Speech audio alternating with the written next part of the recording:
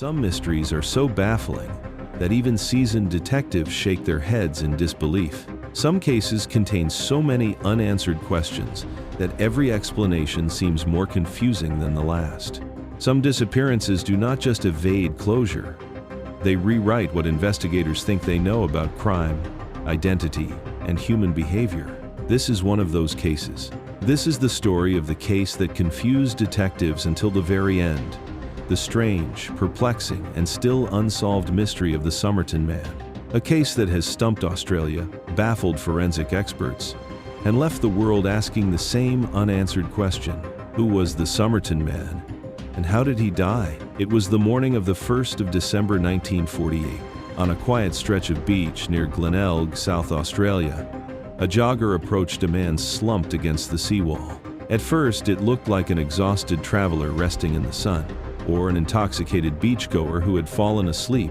But as the jogger got closer, it became clear that something was terribly wrong. The man was dead. He was slumped in an awkward position, feet pointing toward the water, back against the wall, and dressed with a level of detail that seemed almost choreographed. He wore a light suit, shirt and tie, polished shoes, and socks clothing that was neat, tidy, and incongruous with someone who might die alone on a beach. He carried no identification. There was no wallet, no papers, no passport, no diary, no explanation. Only the man, and a mystery that would confound detectives for decades. The police arrived. They examined the body. They noted that although the man appeared well-dressed, they could not find a single clue to his identity. They checked his clothing. Every label had been removed. Every thread seemed untraceable. The man's face was unremarkable, offering no distinctive marks that could easily identify him. No scars, no tattoos, no signs of recent struggle, no obvious injuries. At first glance, there was no immediate cause of death.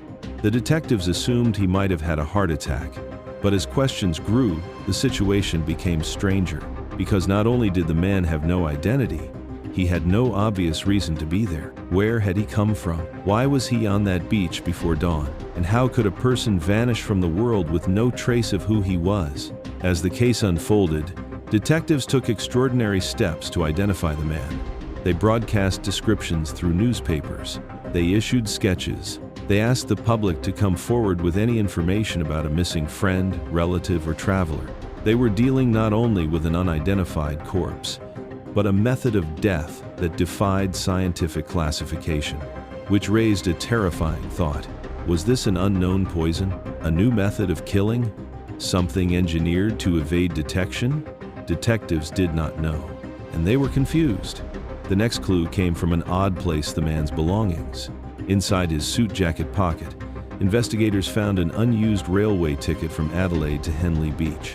That ticket was purchased on the 30th of November 1948, the day before his body was found. Why had he bought a ticket and not used it? Did he change plans? Did someone give him new instructions? But more strange still was what else was found. Inside a hidden pocket in his underwear was a small rolled-up scrap of paper. On this paper were typed words, "Tamam shud." The phrase came from the final page of a book, the Rubaiyat of Omar Khayyam, a collection of Persian poems. In English, Tamam shud means "it is ended." This cryptic phrase made detectives stop in their tracks. Not only was it the last page of the book, but the book itself was a classic. And the fact that it was torn from a copy and hidden on the body suggested something deliberate, something symbolic. Why would someone carry only that one scrap of paper? And why would it be placed in a hidden compartment? Was this a message? A clue? A warning? Or something even more cryptic? Investigators had no idea. But this unexpected discovery added another layer to an already confusing case. Detectives continued working the clues. They traced the railway ticket. They checked passenger lists. They interviewed witnesses who might have seen the man at stations. But no one could confirm his identity. There were no leads. No family reported someone missing. No one recognized him. It was as if he had never existed. The phrase "tamam shud," something that if decoded might reveal crucial information. But despite bringing in codebreakers, cryptographers, and linguists, no one could decipher it. No one to this day has been able to confirm what those letters mean. They remain one of the most baffling cryptographic puzzles in true crime history. What did they represent? A name? A location? A mission? No one knows. Every new clue seemed to raise more questions.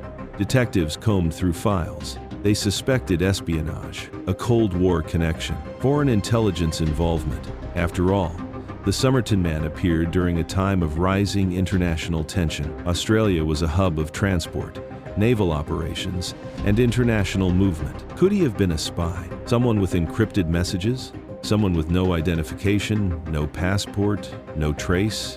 It was possible, but there was no evidence. No intercepted communications. No intelligence agency confirmed he was theirs. No governmental claim. Nothing. Just a dead man with no name, no past, and a coded message that no one could explain. And that only deepened the confusion. Years passed. Investigations wound down. Files went cold. The Somerton Man became a legend among true crime and cold case communities. Detectives continued to revisit the evidence. Advances in forensic science brought hope. DNA testing? But there was no initial DNA sample that could be tied to a known person. No familial match. No genetic clues. His identity remained locked. His origin unknown. People speculated. Was he a foreign diplomat? A sailor? A transient traveler? A spy? A deserter? No theory gained enough support to solve the case. The mystery only deepened. Then, in 2021, 73 years after the body was discovered, a breakthrough finally emerged, but not one that answered all questions. Through advances in genetic genealogy, scientists extracted DNA from the Somerton Man's remains and compared it to modern databases of genetic information. They were finally able to trace potential relatives, build a family tree, and after years of careful research and analysis, they identified a likely name. Johan Andersson, believed to have been born in Sweden and possibly a seafarer who may have passed through Australia. This seemed promising, but there were no records confirming he ever visited Australia. No passport records, no travel documents, no known ties to Australia at all. And that was the paradox. Even with a likely identification, there was still no certainty, no official confirmation, and still no explanation for how he died or why he was on that beach. Investigators had a name, but not a history, not a motive, not a purpose for being there, and certainly not a cause of death that could be confirmed beyond poisoning without a known toxin. This meant the case, even after 70 years, remained unresolved. Investigators were confused. Still, the Somerton Man case continues to perplex because it challenges everything law enforcement relies on. Identity? Broken. Traceable history? Non-existent. Cause of death? Unknown poison. Cryptic message? Undeciphered. Final words? Without clear meaning. And after more than 7 decades of investigation, detectives continue to admit publicly that they cannot fully explain the case. No motive. No perpetrator. No clear timeline of who this man was in the weeks and months before his death. No final explanation for why he died on that beach alone. This is why the case puzzled detectives until the very end, and perhaps why it will never be fully solved. Only recently has genetic investigation suggested who he might have been, but even that name is not confirmed by historical documentation, and we still have no answer to the ultimate question. Why was he there? Who killed him if someone else was involved? Or did he take his own life? If he did, why leave a coded message? Why so much mystery? And most hauntingly, why was there no record of him anywhere in the world? If you are still thinking about this case, if you are wondering how a person can vanish into history with no record, no family claim, no passport trace, and no known identity, you are in the company of detectives worldwide who have stared at the same files, the same photos, the same notes, and the same cryptic codes, and still come up without answers. This is a mystery that reminds us that some cases are not just unsolved, they are unexplainable. And that is why the Somerton Man will remain one of the most confounding mysteries crime history has ever known.